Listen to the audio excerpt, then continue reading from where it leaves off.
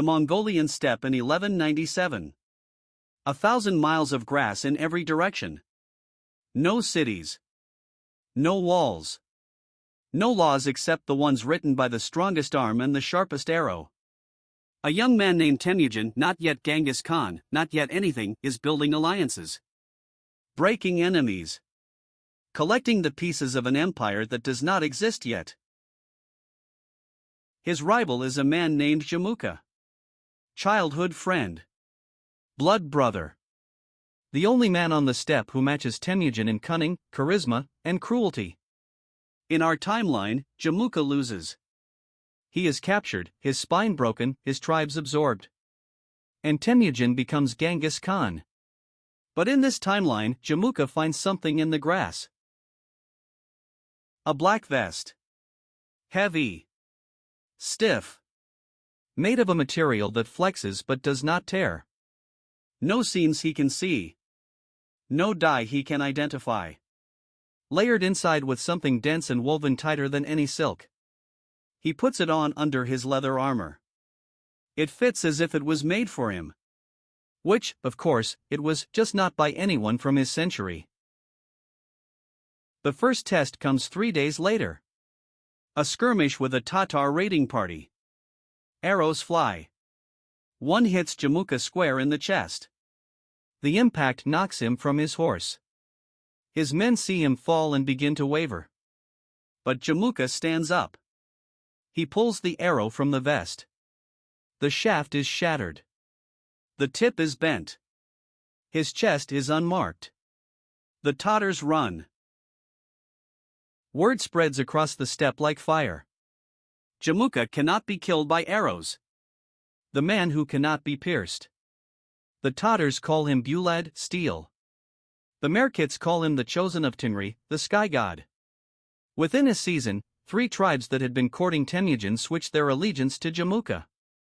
Not because he is wiser. Not because he is kinder. Because he is the man arrows cannot touch.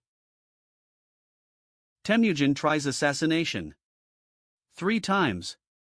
The first assassin puts an arrow through Jamuka's back at 50 paces during a hunt. Jamuka falls. Rises. Rides the assassin down and cuts his head off. The second uses a lance at close range. The tip bends against the vest. Jamuka takes the lance and impales the man with it. The third assassin does not even try. He switches sides. In 1201, the year Temujin should have been proclaimed Genghis Khan, he is instead cornered near the Onan River with fewer than 2,000 loyal warriors. Jamuka brings 8,000. The battle lasts a single morning. Temujin is killed by a sword blow to the neck. He dies in the mud of a river that in our timeline bears his empire's name. The Mongol Empire ends before it begins.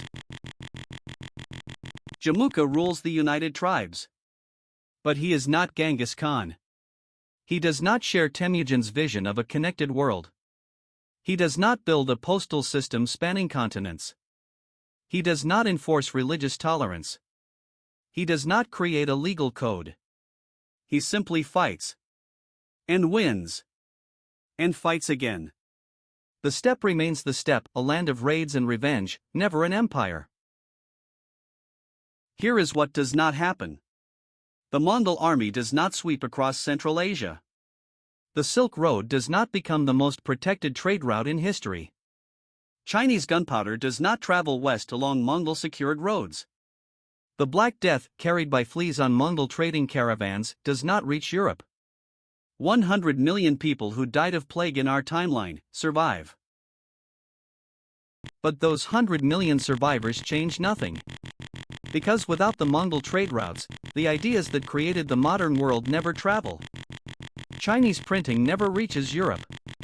Arab mathematics never crosses the Himalayas. European astronomy never reaches Beijing. Each civilization remains brilliant and isolated. Like lighthouses flashing at each other across an ocean no ship can cross. Europe without the Silk Road develops slowly. Feudalism hardens. Without Eastern spices, medicine stagnates. Without Chinese papermaking, literacy remains a luxury. Without the shock of the Mongol invasions, European kingdoms feel no urgency to innovate. Castles still stand in 1500. Knights still ride in 1600. The cannon is not invented until 1750. The Renaissance, that explosion of art and science and humanism that defined our 15th century, does not happen. Because the Renaissance was not a spontaneous miracle. It was a collision. Greek texts preserved by Arab scholars, delivered to Italian merchants, along roads the Mongols built. Remove the roads, remove the Renaissance. Simple as that. Columbus never sails. There is no pressing need to find a western route to the spices of the East, because the East is a rumor, not a market. North America remains unknown to Europe until well into the 1800s. South America even longer. The age of exploration becomes the age of staying put. Meanwhile, on the Mongolian steppe, Jamuka grows old. The vest still fits. He has been stabbed, shot, and clubbed across 40 years of tribal warfare. The vest has stopped every blow. But it has not stopped time. His joints ache. His eyes dim. And the tribes are restless. Because a man who cannot die by steel can still die by age. And what then? When Jamuka dies of pneumonia, at 73, the vest is buried with him. His sons fight over the empire he never built. Within a generation, the steppe returns to what it was before, 1,000 miles of grass and feuding clans. As if Jamuka had never existed. As if Temujin had never been born. As if none of it mattered at all. 1,000 years pass. The vest decomposes slowly. Kevlar takes centuries to break down. But the world above it decomposes faster. Without the Mongol roads, without the Renaissance, without the scientific revolution, humanity crawls instead of runs. The steam engine is invented in 2400 AD. Electricity in 2600. Powered flight in 2750. In our world, the year 2026 has artificial intelligence, satellites, and a probe leaving the solar system. In this world, the year 2026 has horse-drawn carts, hand-copied books, and a population that has never seen the far side of its own continent. All because one man with a vest, stopped an arrow that was supposed to hit him. The Mongol Empire was the most destructive force in human history. 40 million dead. Cities erased. Civilizations incinerated. But it was also the most connective. It stitched the world together with blood-soaked thread. Remove the stitches, and the wound heals. But the body never moves again. And somewhere beneath the Mongolian steppe, in a grave that no archaeologist in this diminished world will ever find, lies a Kevlar vest. NIJ level IIIA. Rated to stop a .44 Magnum round. Used instead to stop a wooden arrow on a Tuesday afternoon in 1201. The most consequential wardrobe choice in human history. We think of progress as inevitable.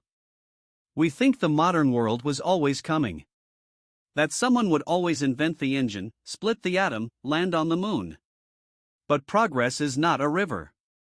It is a relay race. And the Mongol Empire, brutal, merciless, world-shaking, was the baton pass between East and West. Drop the baton, and the race stops. Not forever. But long enough that the runners forget they were running. Chrono drop.